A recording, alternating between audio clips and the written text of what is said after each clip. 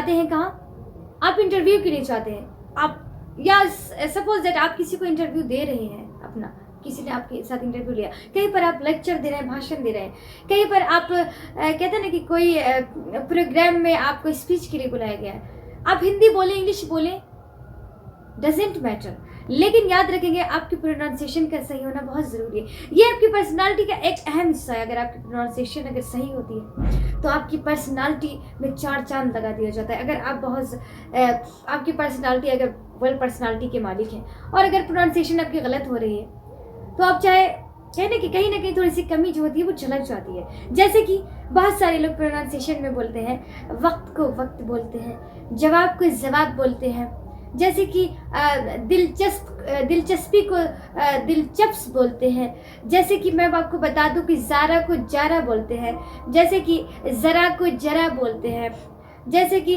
गलत को गलत बोलते हैं, जैसे कि आयशा को आयशा बोलते हैं, जैसे कि शीला को सीला बोलते हैं। मतलब बहुत सारे वर्ड हैं आपको जो आप लोग बोलने में, जैसे कि हम और आप गलत बोल जाते हैं लेकिन हमें पता नहीं चलता। तो हम आपके लिए ये लाए हैं बोर्ड पर, आप देख सकते हैं, इसका आप स्क्रीनशॉट।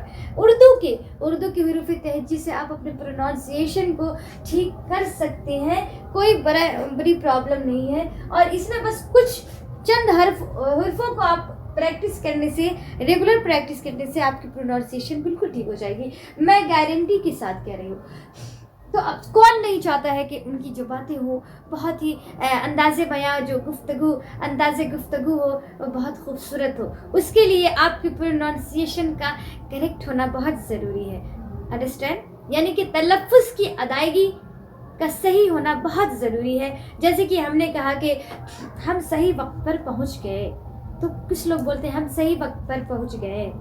जैसे कि किसी ने कहा कि अच्छा नहीं, मुझे ज़्यादा नहीं, मुझे ज़रा सा चाहिए। अब कुछ लोग बोलते हैं मुझे ज़्यादा नहीं, मुझे ज़रा सा चाहिए। अब ऐसे में क्या अच्छा लगता है? आप बोल लेते हैं या हम बोल लेते हैं, लेकिन अच्छा बिल्कुल भी नहीं लगता। प्रोनाउंसिएशन आपकी पर्सनालिटी का बहुत अहम हिस्सा होता है। तो चलिए, हमने समझाया है ये बात, ये समझाने की ज़रूरत है। अब हम आते हैं कि चलिए उर्दू के हर्फ, ये जो होता है एलिफ, ये किसका साउंड देता है? ये ए का, अ का। जैसे कि आना, आया, आ रहा है। हम उर्दू के, तो ये ए, ये जो ए का है बिगिनिंग साउंड जो होता है वो ए होता है।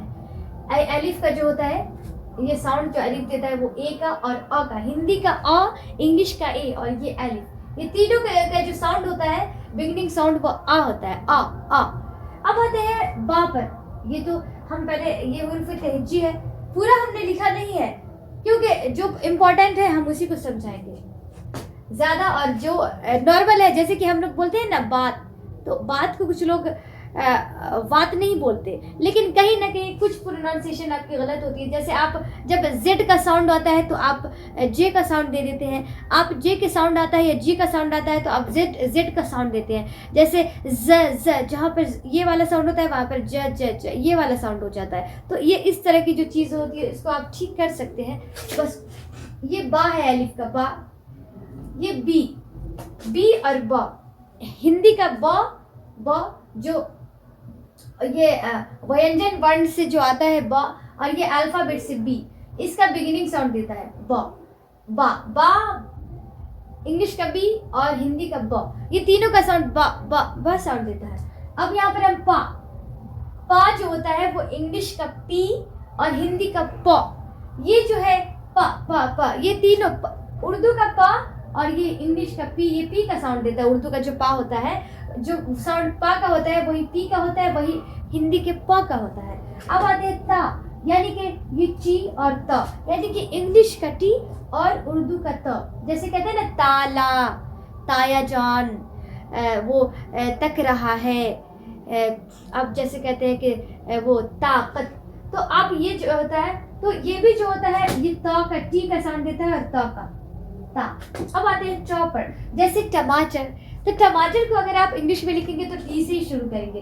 तो टा जो होता है उर्दू का, ये ट का साउंड देता है और टी का। इंग्लिश के अल्फाबेट से टी ले लेते हैं और व्यंजन वर्ण से, यानी कि हिंदी का जो होता है क से लेकर यहाँ तक में जो ट आता है, ये कौन किसका साउंड देता है? उर्दू का टा।